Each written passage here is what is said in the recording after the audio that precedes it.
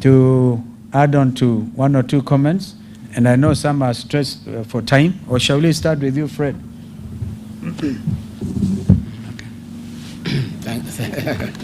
Thank you. I have very little to say. I just want to say that a few months ago, I said SHA will collapse in 6 months. For the last 4 days, It has collapsed. the systems are down. That is a sign of collapse. When Rigiji tells you that your wife is expectant, please buy some diapers. I want to ask our members of parliament in the National Assembly, those who believe that they serve the people who elected them, to be in the forefront in rejecting on the floor the 2026 finance bill. And the other side, the flower girls, or William Ruto, the flower girls, who are the majority, will want to vote by acclamation.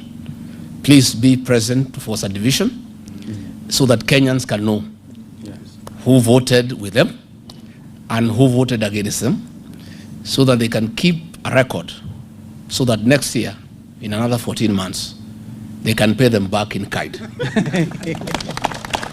So that is my plea, that please be present on that day, so that you can force a division, so that it is known, it's on record, who has voted with the people of Kenya and who has voted against the people of Kenya. I want to support that the new administration next year will do away with the housing levy. And I want to put Kenyans on notice. You are being asked to start paying for these houses. Please don't. You just lose your money next year. Don't throw good money after bad. Keep away from those avoidable houses. Because next year, sure as December 25 is Christmas, William Ruto and his people will go home. There will be a new administration that will do away with the housing levy. So it is foolish and unwise to put your money when you know that chances are 9 to 1 you lose your money. Again, we have seen a lot of land belonging to private people being grabbed by William Ruto and P.S. Nixon Koril, especially here in Kiambu, where there are large tracts of land belonging to private people, the land being subdivided and sold hastily to investors. I want to put investors on notice. Please, don't buy this land. Next year, the land will be given back to the owner, and you will have to make a trip to Sugoi to look for your money. It is unwise to lose money when you can see you are going to lose it. All those large tracts of land, William Ruto moves at night with a torch, identifying land, and P.S. Nixon Koril, his tribesman, is the architect of grabbing land belonging to private Kenyans. And this land is being sold cheaply. And gullible Kenyans are buying. This will not be allowed to happen, and the land will be restored to the owners, and you just lose your money. So please, unless you have money to waste, we're asking Kenyans to be careful. And again, all those people who are being sold public assets, please don't buy. You will lose your money next year. Because it will not happen. All these public assets will be restored to the Kenyan people.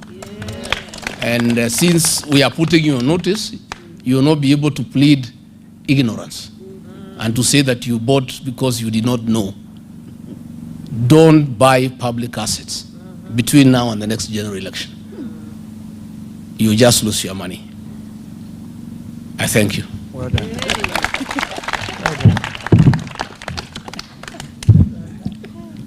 Ladies and gentlemen, 4 points to be made in addition to what my colleagues have said.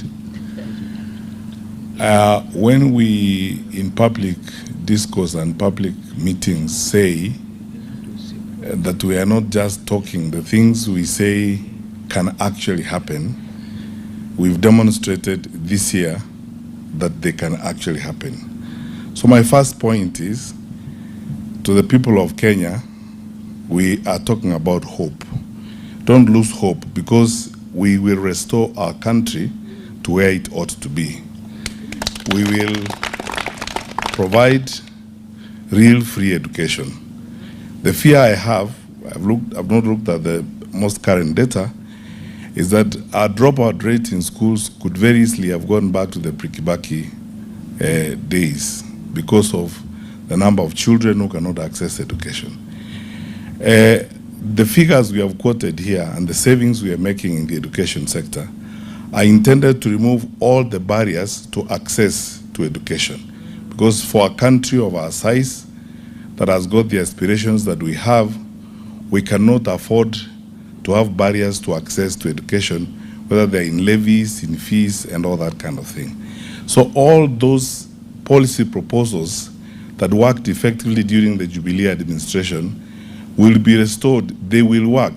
Eduafia will work, as we have demonstrated to you, so that parents don't have to be called and hassled when their children are sick in school.